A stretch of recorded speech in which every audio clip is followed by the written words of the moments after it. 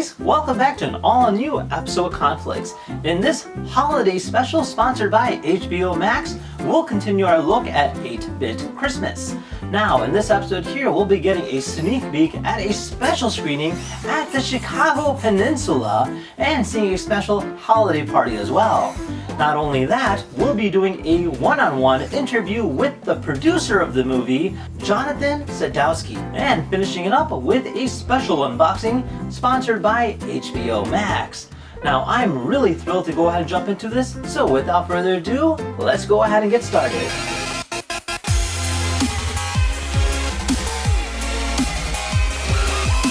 So our story begins at the Chicago Peninsula. Now, we were formally invited to attend this special screening, allowing us to go ahead and see the movie beforehand. Not only that, they had a holiday party including music, games, a full buffet, even an ice skating rink that we actually enjoyed. So let's go ahead and see what it was about. Hey Santa, Hey. How's it going? Oh, it's very good. Are you excited about this movie? Absolutely. Can I get a Nintendo system? Can you get a Nintendo system? Have you been good? I think so. At least my sponsors would think so.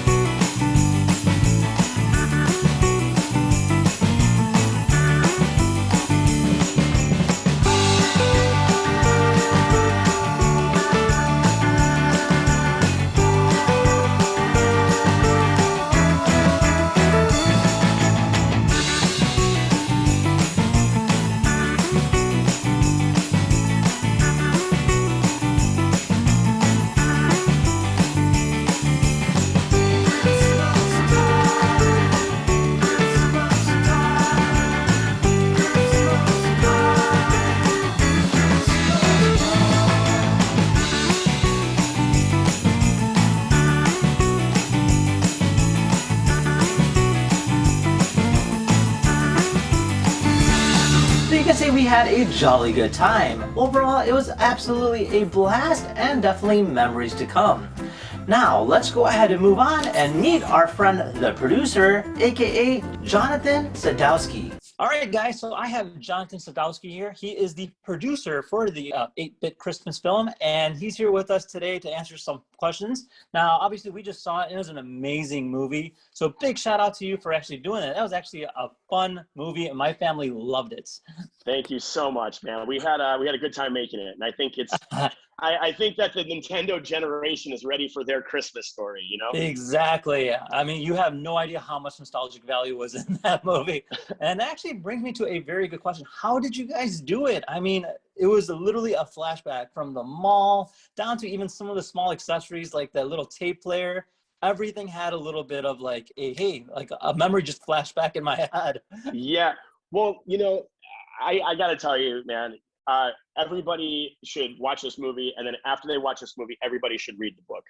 Because if you think this movie was nostalgic, the book is going to like take you down the rabbit hole into the 1980s. Because, you know, ultimately there's so much stuff in the book, but you have to make it a movie. You have to make it 90 minutes. You have to cut a lot of the stuff out of there.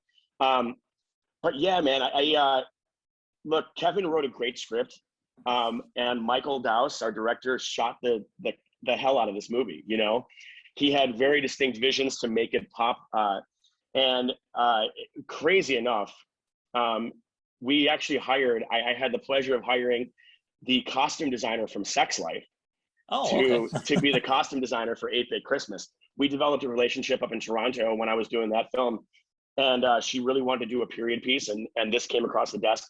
So it's like all these little components that came through to just bring the 80s back to life, you know? And it was like little things like when the rich kid pulls his sleeve up and he has the 2 Swatch watches on his wrist. Yeah, everything was very, very specific. That's so awesome.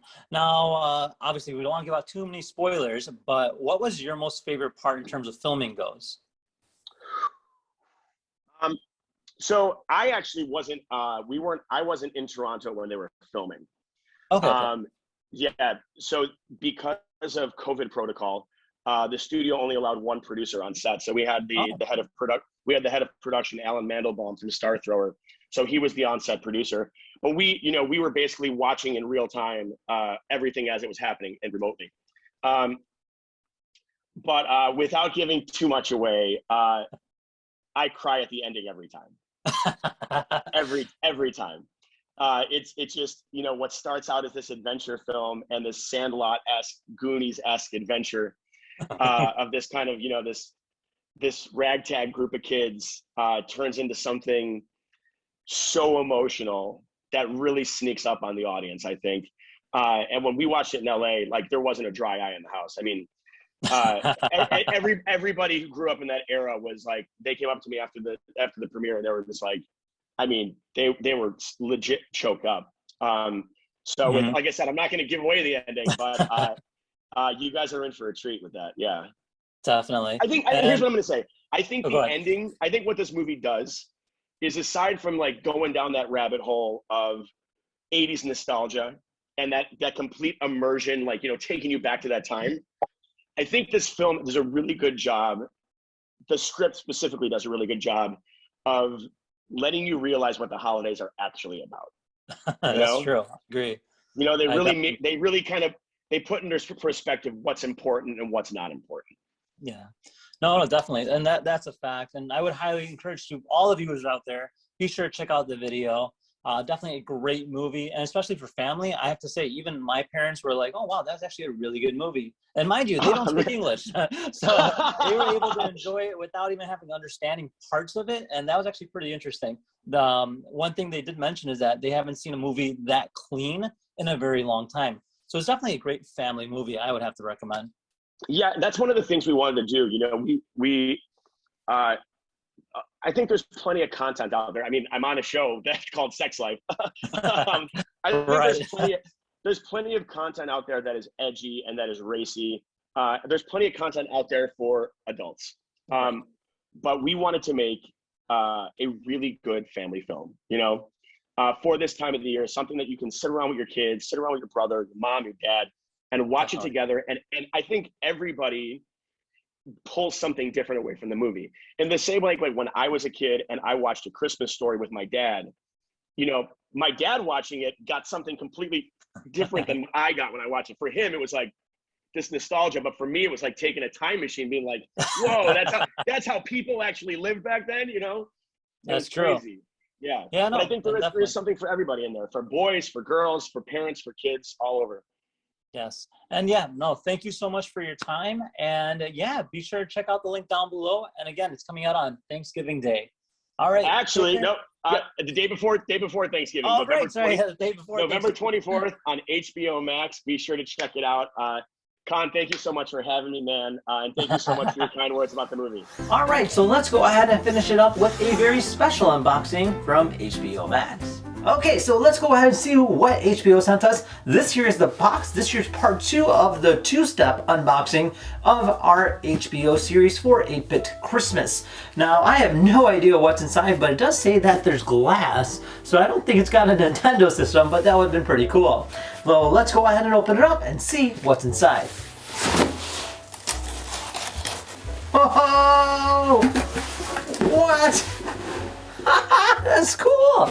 So we have ourselves a Christmas care package of a variety of different goodies regarding the movie and of course Christmas itself. So we have a very interesting design concept. So first off, I do see these lovely looking 8-bit socks. So these here are very nice warm socks.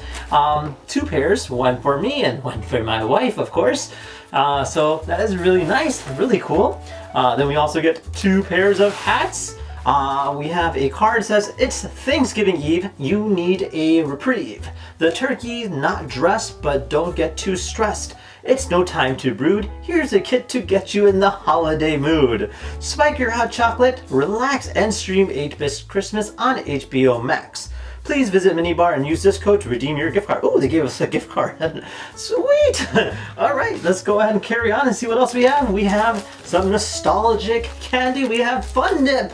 And then they gave us some Funfetti marshmallows. Look at these. These actually look really cool. So there's like confetti in them, and this actually looks really nice. So this is dairy-free, gluten-free, tree-free, and egg-free. And then moving on, we have some Nico, the original candy wafers. Again, nostalgic fun. We have some nerd ropes.